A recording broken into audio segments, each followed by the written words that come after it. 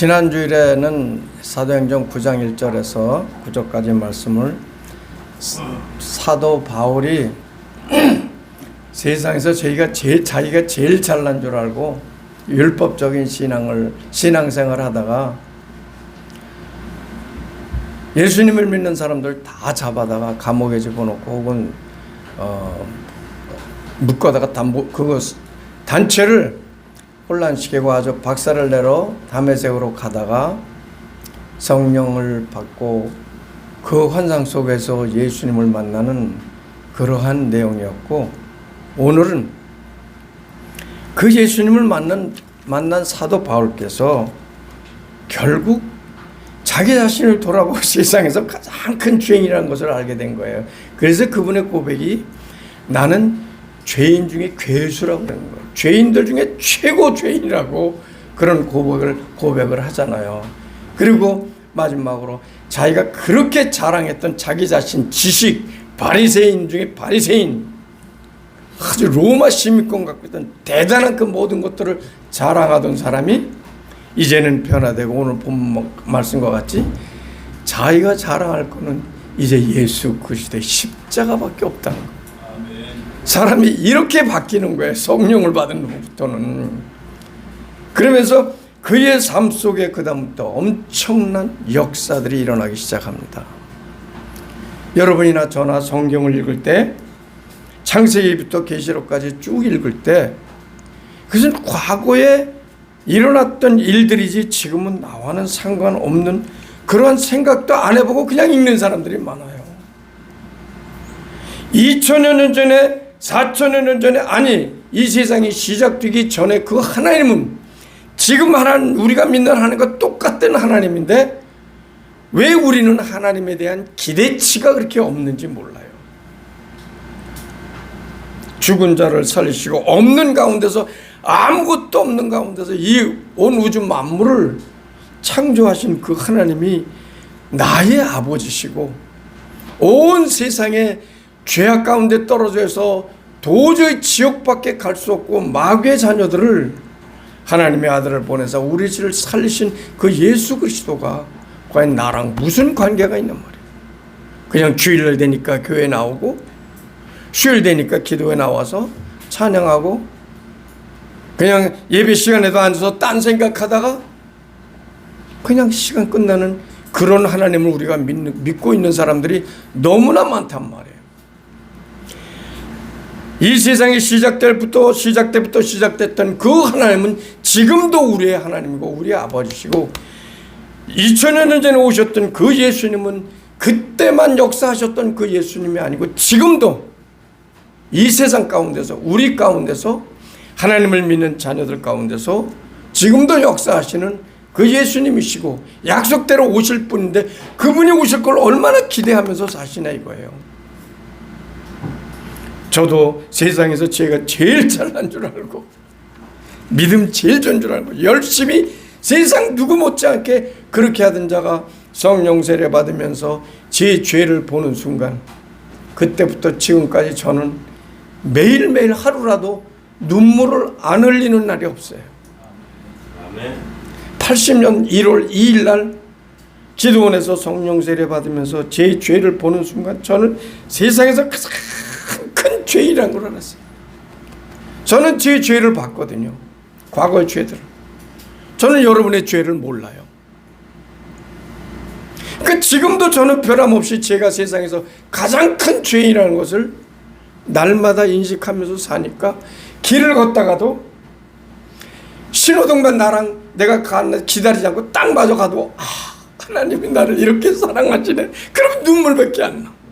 다른 사람들은 신호등 하나 건너면서 평범하게 생각하고 아무 생각 없이 건널 줄 몰라도 저는 발걸음 하나하나 숨 한 모금 쉬는 것까지 하나님께서, 주님께서 나를 사랑하신다는, 나 같은 죄인을. 사도 바울의 고백이 내가 죄인 중에 괴수 죄인이란 그 고백이 바로 저의 고백이고, 예수님이 십자가에 못 박고 예수를 밑에서 조롱하던 그 악한 죄인이 저였다는 것을 처절하게 느끼는 거예요. 그러니까 날마다 삶이, 시간마다 삶이 은혜요, 축복이요, 감사요. 내 생명이 1000개, 10,000개, 몇억 개 있을지라도 다 하나님 앞에 드리고 싶고, 나중에는 하나님이 너무 저를 사랑한 것이 너무너무나도 기가 막히고 이런 죄인을 사랑하셨다는 것 때문에 제 이 육체에 모든 세포 하나하나 다 띄워서 그곳에 나의 사랑을 고백해서 하나님 앞에 드리고 싶은 그런 심정이에요. 그러면서 나는 그전에 내가 잘 믿는 생각할 땐 내가 세상에서 제일 겸손하다고 생각했는데, 나의 겸손과 내가 생각하는 겸손과 하나님이 나를 인정해 주시는 겸손은 엄청난 차이가 있더라고요. 아멘. 그러면서 그 다음부터 삶이 변화되기 시작하고, 이제 너무나도 은혜를 받아서 주님이, 사람들이 제가 너무너무 은혜 받고 뭐 있는 물질 다 드리고 기도생활 열심히 하고 맨날 우니까 사람들이 당신은 목회해야 된다, 목회해야 된다. 저는 주님이 목회자로 부르시기 전에 제가 어떻게 목회를 합니까? 분명한 부르심이 있어야 저는 목회를 합니다. 안 했어요. 신학교 가라고 그렇게 해도 하는 것마다 또 실패를 해요. 그런데 어느 날 주님이 환상 속에서 나타나서 저에게 신학교 입학원서를 주시는 거예요. 그래서 전 신학교 들어간 거예요. 제 마음대로 신학교 가고 싶어 간 거 아니에요. 그 다음부터 저같이 연약하고 부족한 큰 죄인이 목회를 하는데 하나님이 얼마나 많은 은혜와 축복을 내려주시는지. 저는 제 돈으로 교회를 3번 개척했는데, 한 번은 어떤 사람이 하고 버린 교회 가서 3번 교회를 했는데 제 돈으로 개척한 적 한 번도 없어요. 전혀 모르는 사람으로부터 돈을 보냈는데 당신 왜 연락이 없어? 전 누구신지 모르겠는데요. 나 어느 교회 누군지 몰라. 누구신지 모르겠습니다. 어떤 사람이 우리 교회에 와서 인형극 하다가 필리핀에서 굉장히 신실한 선교사 하나 있는데 산속에서 고생 엄청나게 한다고 500만 원을 쓰면 교회 진다 그래서 우리 교회인데 그거 못 받았어. 무슨 소리예요, 목사님?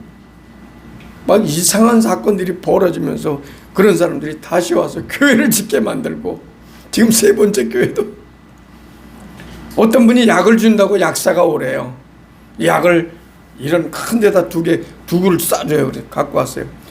우리 성도들이 늘 이 고통 속에서 하니까 그 더운 나라에서 각종 질병에 그냥 맨날 가난하고 그냥 아주 최하 바닥 생활 사는 사람들이니까 그 약을 올 때마다 주는 약사가 있는데, 그 약사가 약을 줘서 하루 이렇게 집에 와서 올 때 너무너무 피곤해서 전철에서 그냥 옆에 놓고 그냥 저도 모르게 골아 떨어졌어요. 누가 짐 가져가지도 모르고.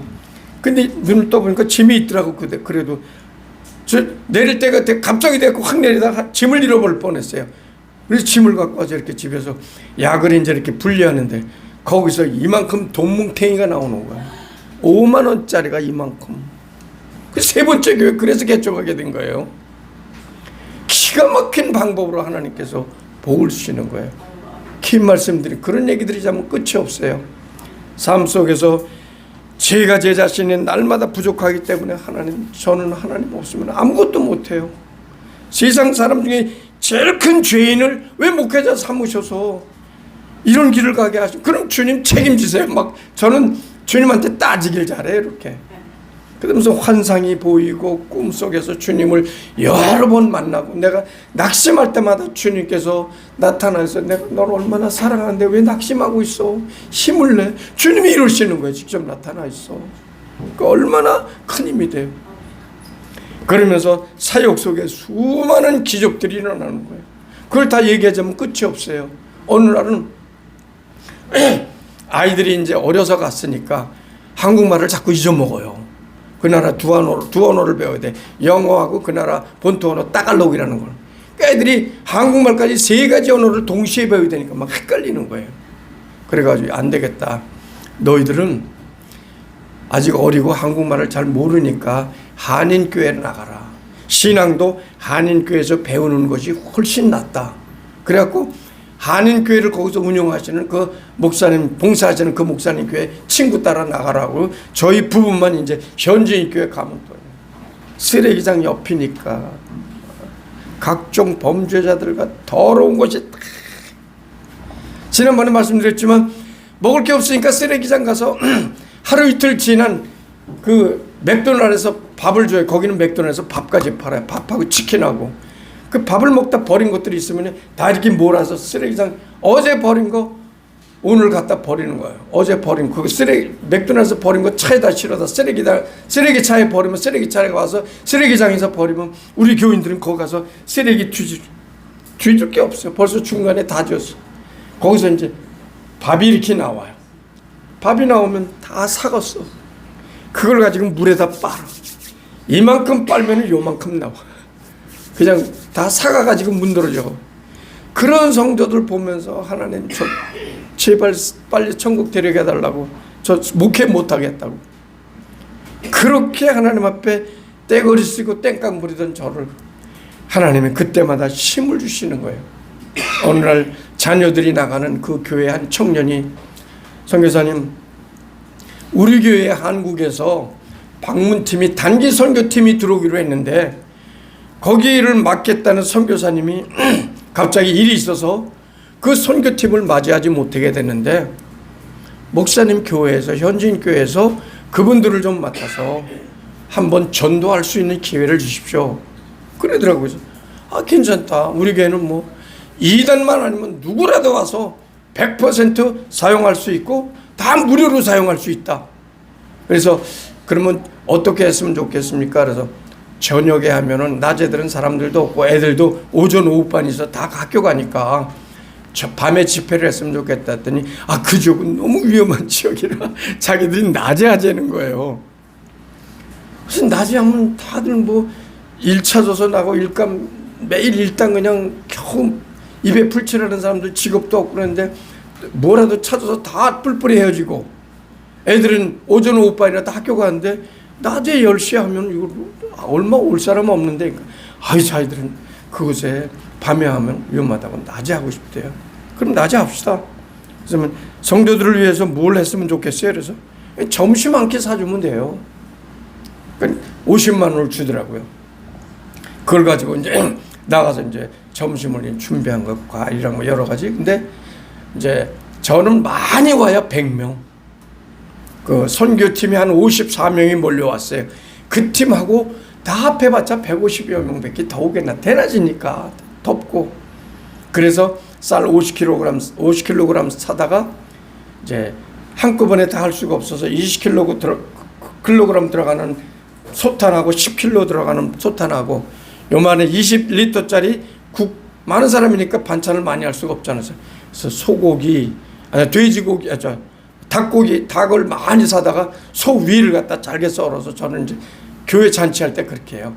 그래가지고 솥에다 국 끓이고 밥하고 그러는데, 제가 이제 집회 한 1시간 전에 손 마이크를 들고 저는 동네를 전도를 하거든요. 한번 한 30분 돌아왔어요. 그래갖고 10시 딱 시작하는데 어라? 몇십 명밖에 안 돼. 교회가 텅텅 비었어요. 너무 창피하고 부끄러워요. 또 낮이니까 어쩔 수 없죠. 그래서 아내한테는 밥 2솥 대다는데 한 톤만 해도 충분하다. 그러나 만약을 생각해서 2솥 대라. 20kg, 10kg에서 30kg 국 2그릇은 일단 해자. 남으면 우리 교인들 갖다 먹게 하면 돼. 그래갖고 안에서는 이제 율동하고 뭐 찬양 가리키고 뭐 연극하고 막 한국에서 온 팀들이 막, 그래서 저는 안에 들어가서 통역하랴, 밖에 나서 음식 제대로 되나 막 그러. 1시간쯤 지났는데, 집회 시작한 지 1시간 좀 지났는데 사람들이 끝없이 몰려오는. 그러더니 우리 교회 어린이들 200명만 들어가면 꽉 차는 교회에 내가 대충 눈으로 쭉 쉬어보니까 400명이 넘게 들어간 거야. 400명. 아주 움직이지도 못할 정도로. 뭐 강대상까지 요런 길까지 다 그냥 쫙 그냥 말도 못하게 많은 사람들이, 애들이 꽉, 어떤 아이들은 들어가지 못해서 창문 열었는데 그 창가에 매달려서 그냥 아내를 들여다보느라고요. 창이 우리가 8개, 9개거든요. 매달려서. 근데 밖에 보니까 또 어느새 한 1시간 30분 전에니까 밖에 우리가 한 교회 마당이 100평이 넘는데 150평 정도 되는, 어느새 어른들이 꽉 차버린 거예요. 벌써 700~800명이 넘은 거예요. 큰일 났다 이거. 아니 지금 쌀 2, 30kg밖에 안 하는데 사람들이 저렇게 점심 한 끼 준다니까 많이 몰려오고 애들은 또 이렇게 말려면 뭐 생각도 못했어요. 그러니까 거의 1000명이 막 이걸 어떻게 해? 그래서 아내한테 빨리 좀 밥 좀 해, 빨리 하고 이렇게 옮겨놓고 좀 나머지 20kg 더 하라고 막 그러니까 아내도 땀을 뻘뻘 흘리면서 성도들하고 우리 교인들하고 지금 너무 모자라니까 밖에 나가서 사오려면 그 쓰레기장 깊은 곳에 있기 때문에 1시간 이상 걸리거든요. 언제 그래요? 그럴 틈도 없어요. 그래서 아내한테 빨리 하고 나머지 20kg 남은 거 빨리 밥해라. 다른 데다 옮겨지 않고. 그리고 또 다른 사람들한테 빨리 국도 더 하라고 막 그냥 막 안으로 들어가면서 막 저도 모르게 막 짜증을 부린 거예요. 사람들이 너무 많이 몰리고 음식은 없으니까 준다고 약속은 했는데 사람들은 점점 몰려와서 아니고 바뀌고 꽉 차.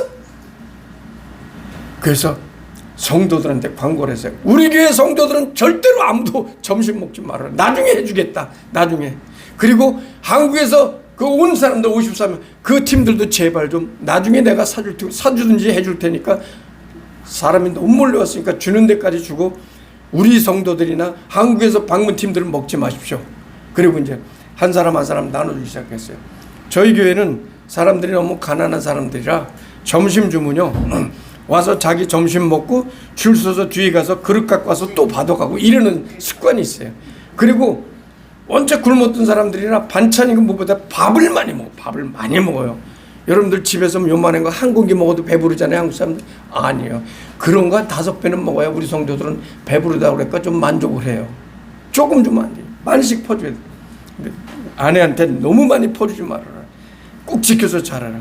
그래갖고 한 사람 한 사람 퍼주는데 이상해요. 저는 안에 들어갔다 밖에 나왔다 막 이상해요.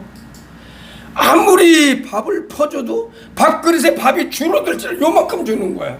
100명 퍼줘도 요만큼 줄고 200명 퍼줘도 요만큼 줄고 밥그릇에 밥 안 주는 거야.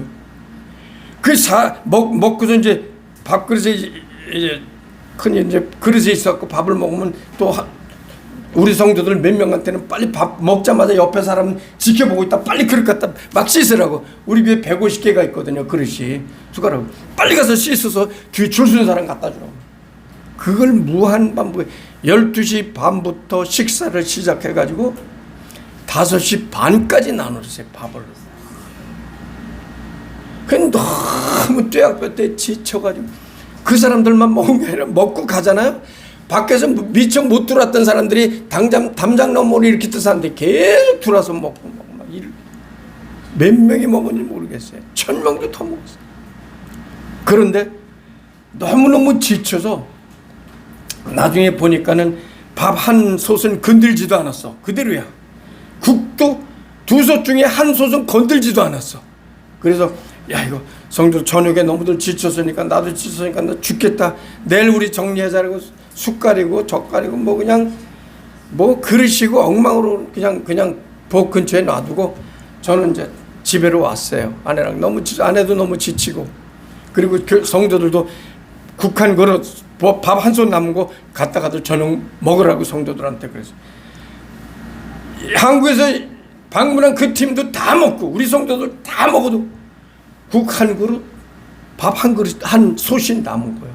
그걸 모르고 집에 와서 잤어. 그냥 오자마자 기절한 거예요. 그냥 너무 더위에 지쳐서 밤 새벽 1시쯤 한밤중에 깨어났는데 좀 정리 좀 하고 올걸. 근데 갑자기 아니 도대체 무슨 일이 일어난 거야? 밥 20kg으로 1000명이 훨씬 더 되는 사람이 다 먹고 국 20리터짜리 한 그릇으로 그 많은 인원이 다 먹은 거예요. 그걸 생각하니까 지금도 오병이어의 기적은 일어나는구나.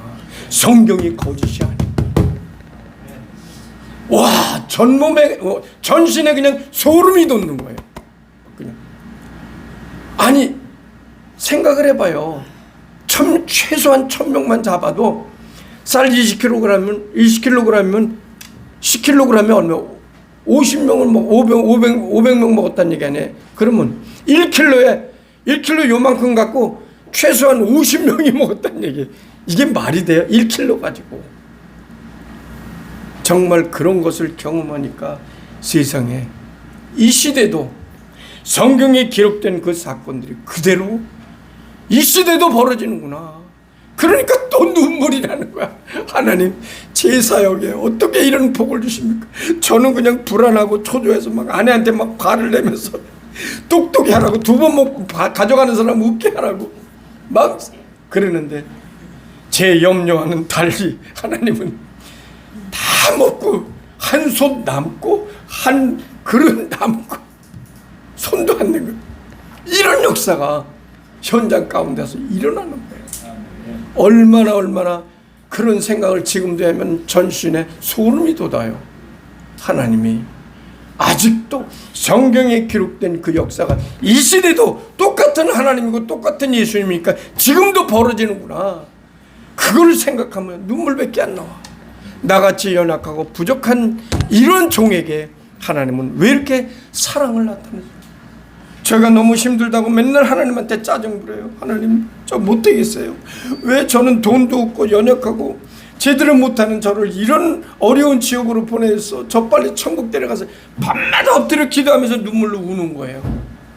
그러면 가끔씩 예수님이 나타나셔서, 네가 이 세상에서 고통당하는 그 말로 당하는 고통은 네가 지금 너무 죽을 것 같이 힘들지만 천국에서는 상상할 수 없는 네게 영광이 된다고 그러시는 거예요. 그러면 또 힘을 내서 또 일어나. 천국에서, 이 땅에서 나의 고통이 천국에서는 큰 영광이라는 거예요.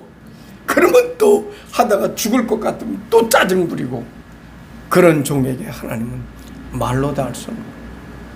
여기 계신 분들이나 저나 언젠가는 이 세상을 떠납니다.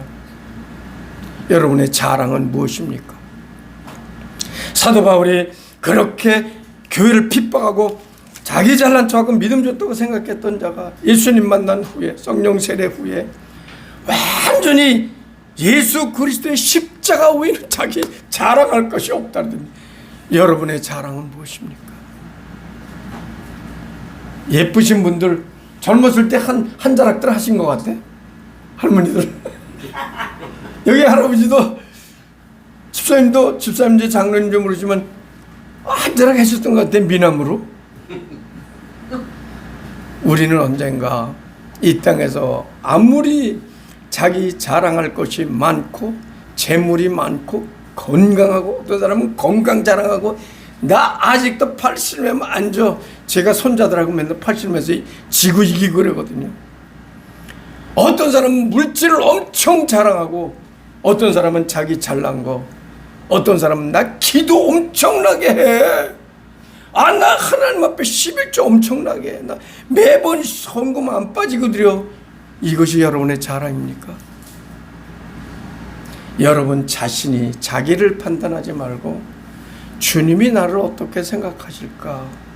나 같은 죄인 사랑하신 거 생각하면 내 생명 다 드려도 100개 1000개 있어도 부족하잖아요. 그렇게 살면은 주님의 사랑이 더 크게, 점점 더 크게 다가오고 하나님의 축복이 말로 닿을 수 없는 거예요. 언젠가 여러분이나 저나 반드시 이 세상을 떠나요. 저는 제 사역을 하면서 제가 잘했다고 생각하는 것이 없는 거예요. 아무리 생각해봐도 100점 만점을 매긴다면, 하나님이 내 사역에 대해서 100점 만점을 매긴다면 내 생각에는 한 많이 받아 1, 2점? 이렇게 잘못한 것만 생각나는 거야. 하나님 내게 한없는 축복을 베풀어 주시고 말로 닿을 수 없는 은혜를 베풀어 주셨는데, 함께 하셨는데 저는 하나님 앞에 잘한 게 생각이 안 나는 거예요. 그래서 어느 날 너무너무 하나님, 주님, 저는 주님 앞에 가면 상급 누구보다도 세상 것 저는 바랄 거 아무것도 없지만 주님 앞에 가면 정말 어떤 사람보다 상급 많이 받고 싶은데 저는 상급이 너무 못 받을 것 같아요.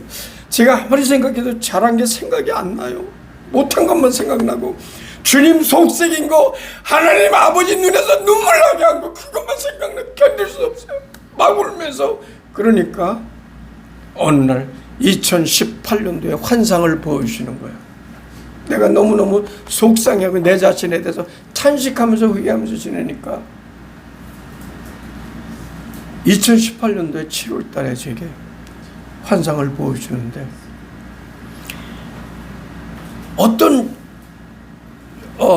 어떤 그 교실로 목사님들이 쭉 몰려들어요. 그래서 저도 그곳에 갔더니 목사님들 모인다 그래서 모이라고 그래요. 그래서 갔더니 한 요만한 공간이에요. 요만한 공간에서 시험을 본대요. 그러면서 요 시험을 봐가지고 여기서 통과한 사람은 이 땅에서 엄청난 굉장한 최고의 왕족의 그 잔치에, 이 땅에서 최고의 왕족보다 더 큰 잔치, 인간의 말로서는 표현할 수 없는 그 잔치에 초대장을 준다는 거예요. 여러분들이 생전 경험해보지 못한 그런 잔치에 초대장을 준대. 이 시험을 통과하면은. 그러면서 도화지를 나눠줘요. 도화지 하나하고 크레파스, 여러 가지 들어있는 색깔들은 크레파스 2가지를 나눠주는 거예요. 그러면서 이곳에 시험관이 불러주는 대로 그림을 그리래요. 첫 번째 그림은 사람 얼굴을 그리십시오. 자기가 생각하는 아름다운 여인이든지 남자든지 애기든지 아름다운 그림을 최대한 예쁘게 멋있게 그리십시오. 사람 얼굴 첫 번째. 두 번째는 나무를 그리래요. 세 번째는 자기가 세상에서 가장 좋아하는 거 그리라고 하더라고. 이걸 통과하면은 그 엄청난 왕족 그 잔치에 초대장을 준대요. 그래서 저는 열심히 그래서 시간을 딱 보니까 시간이 너무 짧아요. 막 사람 얼굴 막 그리는데 처음에 한 도화지에 반쯤 그리는데 너무나도 시간이 부족한 거죠. 점점 너무 마음에 안 들어요. 지우개도 없어요. 이 색연필로만 그려야 되죠. 크레파스로만. 그래 너무너무 안 돼. 시간이 다 돼가지고 그냥 대충 점점 그리다 보니까 도화지 한 3분의 2 정도 사람 얼굴 대충 그리고, 그 다음에 나무도 좀 대충 그리고, 세 번째 뭘 그렸는지도 몰라. 그렸는지 안 그렸는지도 몰라요. 그리고 그냥 시간 됐습니다. 빨리 제출하십시오. 그래가지고 밖에 나가서 제출하래요. 그래서 들고서 이렇게 이제 나가는데 저희 교실만 이렇게 한 25명 정도 모인 줄 알았더니, 목사님들만 모인 줄 알았더니 그게 아니라 나가보니까 그 건물이 엄청나게 63빌딩 같은 높은 빌딩이더라고요. 거기서 사람들이, 시험 본 사람들이 다 그걸 제출하러 가는 거예요. 그래서 저도 이렇게 가다 보니까 다른 사람들 이렇게 들고 가는데 보니까 너무너무들 잘한 거예요. 제 그림만 형편없어요. 너무너무. 그래가지고 이거 갖고 제출하고 다시 교실로, 자기가 시험 봤던 교실로 모이십시오. 그래서 그곳에 갔더니 저희들이 제출한 그 도화지를 다 갖고 나오더라고요. 갖고 오더니 어떤 여자가 이거 아무개 어느 분 나오세요. 딱 보더니 당신이 그림 맞죠? 예, 맞습니다. 당신의 그림은 어디가 뭐가 잘못됐고 색칠이 잘못됐고 뭐가 잘못됐고 정확하게 반발을 못할 정도로 채점을 하는 거예요. 반박을. 한 첫 번째 사람이 하더니 불합격. 그러니까 이 사람이 화가 한번 가려고 성질내고 그냥 그러더니 나가버리더라고요. 그럼 이제 제 차례가 왔어요.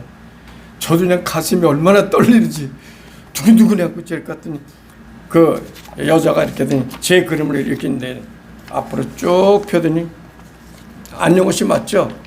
예, 맞습니다. 이거 당신 그림 맞죠? 예, 맞습니다. 쭉 펴더니 한 4, 5초? 합격! 다음 분? 이러는 거예요. 너무너무 저는 충격을, 난 못 그렸다고 생각했는데, 너무너무 못 그렸는데, 합격! 다음 분!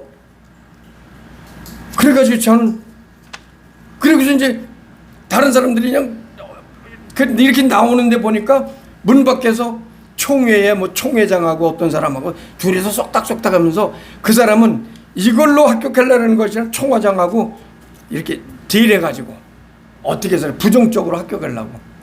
그런데 저는 합격이 된 거예요. 그리고서 이제 깜짝 놀라서 깼어요. 이게 무슨 뜻이지? 그러니까 성령께서 말씀하시는 거예요. 그 잔치는 바로 어린 양의 혼인잔치다. 어린 양의 혼인잔치에 초대받은 사람들이 있고 초대받지 못한 사람들. 그러면서 하시는 말씀이 저는 그래도 이제 깨닫지를 못하니까 무식하면 저 계속 주님한테 물어봐요. 성령님께 물어보고, 주님 이거 깨닫지 못하겠어요. 이게 무슨 환상입니까? 무슨 뜻입니까? 막 그러니까 모든 사람들은, 믿는 사람들, 특별히 믿는 사람들은 이 세상을 살면서 자기 인생의 그림을 그린대요. 자기 인생 속에. 저뿐만 아니라 여러분들도 살아온 모든 것이 발자취로 하나님이 주신 도화지 속에 내 인생의 모든 그림을 그대로 그려진 거예요. 다른 사람이 그린 게 아니라 내가 그린 거예요. 내가. 그런데 제 거 어떻게 돼서 나는 이렇게 오래 보지도 않고 합격이라고 그랬나 나중에 생각하니까 제가 그린 제일 못 그렸다고 생각하는데 그 그림이 무슨 그림이냐면 예수님의 옆모습이더라고. 저는 예수님을 생각하지 못하고 그렸는데 제가 그린 그 그림이 예수님의 옆모습이에요. 그래서 합격됐나? 그랬고 했는데 몰라서 이제 성령님께 계속 물어보고 주님께 물어보니까 주님이 그러시는 거예요. 이 세상의 모든 사람들은 믿는 자 안 믿는 자나 자기 인생 전체 도화지 속에 자기 그림을 그리면서 산대요. 그러면서 그 인생 속에 무엇을 그렸느냐? 그것에 무엇이냐? 내 영혼 속에, 내 인생 속에 무엇이 천국에 들어가는, 어린 양의 혼인잔치에 들어가는 그것이 뭐냐? 예수 그리스도의 형상이 내 속에 그려져 있으면 그것이 어린 양 혼인잔치에 들어가는 티켓이라는 거예요. 내 속에 그리스도의 형상이. 저는 몰라요. 여러분 속에 그리스도의 형상이 그려져 있는지, 물질이 자리 잡고 있는지, 세상에 명예가 자리 잡고 있는지.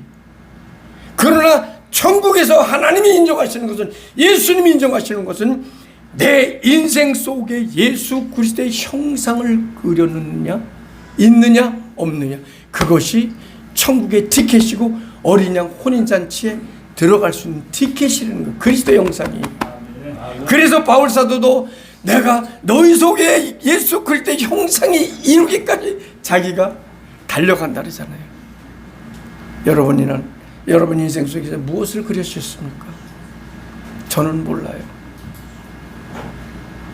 여러분도 내가 최고로 열심히 했다면서 여러분이 그린 것이 물질이고 명예고 자기 잘난 척한 것이고 자기 학벌이고 자기 재능이라면 결코 하나님 예수 그리스도와 나중에 만날 그 어린 양 혼인잔치에 들어갈 수 없다는 것.